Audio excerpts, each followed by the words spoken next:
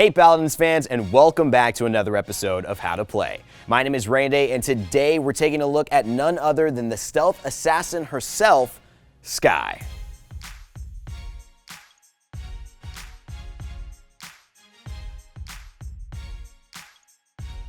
Hey everyone, and welcome to the video. First off, we're going to discuss Skye's champion strengths, and I'll talk to you about what she really excels at in Paladins. First off, Skye is the ultimate flanker. She's the ideal candidate to get behind enemy lines and do damage to those characters who are annihilating your team. And of course, that's mainly due to her stealth. Skye, being one of the only champions to have a stealth mechanic in Paladins, gives her a unique and valuable strength to move around the battlefield undetected. Another of Skye's strengths is her point pressure, and that's something that can instantly turn the tide of a fight. Time Bomb, her ultimate, is a great area spacer, and can buy some crucial time for Skye to help clear the point for her allies.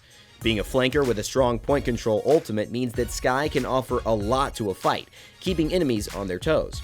It also means that she can fight well against tanks in many ways, as well as squishier champions, having strong benefits against both at different times. One of the biggest benefits of Skye, and stealth champions in general, is that stealth champions generally get to choose their fights. As a stealth champion, timing and target prioritization are key, and what stealth allows Skye to do is to consistently choose the place and time to attack when her target is most vulnerable.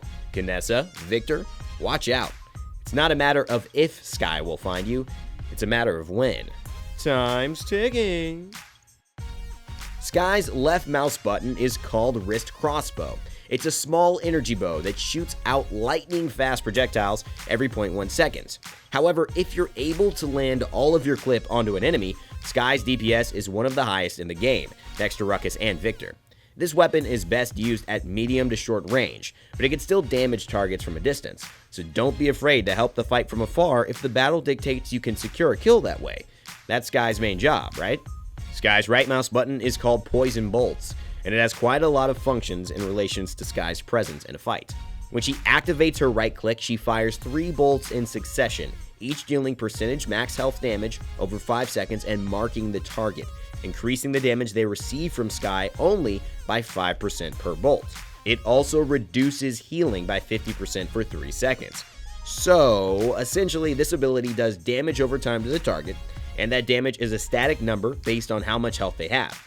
Secondly, it gives her normal wrist crossbow projectiles a potential damage amplification, making each projectile up to 15% stronger if she lands all 3 poison bolts. Lastly, it reduces healing by 50% for 3 seconds. Now, although that doesn't stack, it refreshes, and the benefit of landing all 3 onto a target is more based around its damage amplification to her crossbow and the damage over time they apply individually.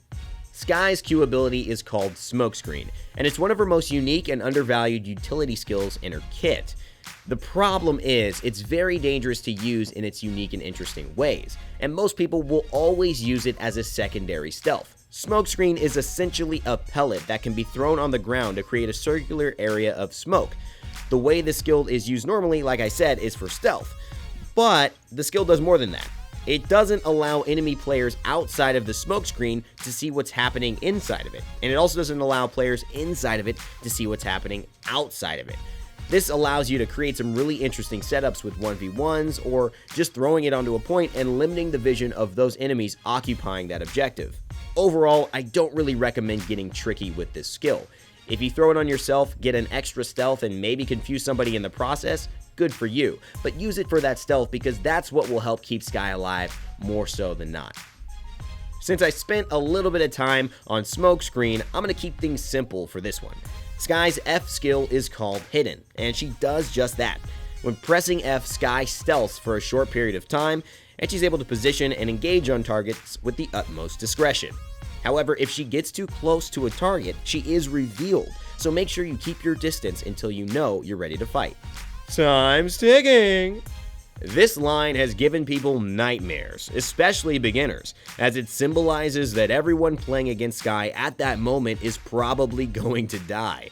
That is, unless they know how to counter it and simply break line of sight with the bomb. When Skye presses E, she places that bomb, and whoever is standing in the radius of the explosion and in line of sight of the bomb will take a large burst of damage.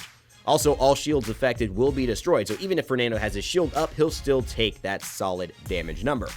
This ability is great for keeping enemies spread out, forcing other ultimates, buying time for your teammates and you to regroup, or even securing a duel that needs to be won in the flank. Overall, it's a good ultimate, but being able to avoid it so easily when you know how to counter it turns a lot of almost pentakills into a 3-second fight timeout where everyone runs and hides, then comes back to continue the fight. To be fair, Time Bomb is all about timing. Go figure. If enemy escape skills are down, their health bars will probably be as well. Here's Skye's basic loadout, and it honestly isn't much different from mine. It allows her to stealth for a lot longer, helps her poison bolt cooldown be reduced, as well as gives her extra movement speed to reposition while stealth. All good things. The big difference in my loadout is that I use the card Nimble Fingers. This card helps Skye's reload speed out a significant amount, raising it to the equivalent of the item Deft Hands 2 all by itself. If you have this card and purchase Deft Hands as well, you'll be much more likely to secure kills on your target and get the finishing blow onto champions that are close to getting away, or ending your killing spree.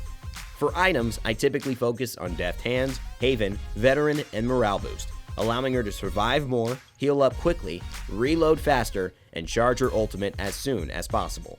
Loadouts out of the way, it's time for the last section of the video, the tips and tricks. My biggest tip for Skye is to focus down isolated damage dealers. A lot of new Skies will run around in stealth and then choose a tank to attack, or a large group of enemies and shoot at them as if they were some type of full 3k HP champion. Sorry buddy, but you do not have enough burst to kill a full health Fernando before you get focused and killed by their team. Many Skye players need to realize that the only champions you need to constantly worry about are in the back line of the fight. Improve your target selection and you'll instantly improve your performance. Secondly, don't be afraid to do nothing for a while. I know that statement can be counterintuitive.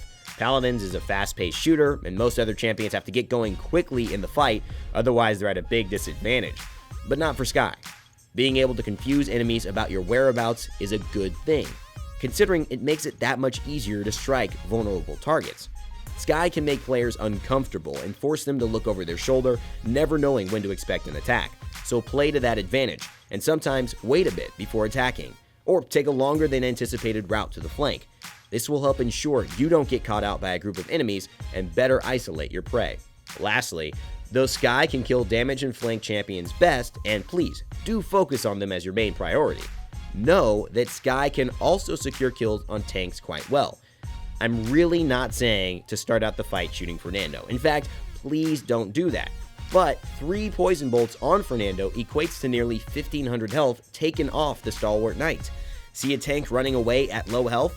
2 poison bolts and he's most likely dead in a few seconds. She can also counter healers well, like Ying or Grok, as she effectively has an inherent cauterize built into her kit. The reduction in healing it provides and quick spammable nature of the ability means that she can reduce the survivability of a target by a tremendous amount, more so than many champions. Well, that's going to be a wrap on today's episode. Time is up. But if you want to stay tuned to more Paladins content, make sure to hit that subscribe button right now. Also, if you want to stay tuned to my content on my own personal channel, Rain Day Gaming, you can find the link to that in the description below. And if you missed last week's episode and want to catch up on how to play Ying, click the annotation at the end of your screen. As always, remember to never give up, never stop gaming, and I'll see you all next time.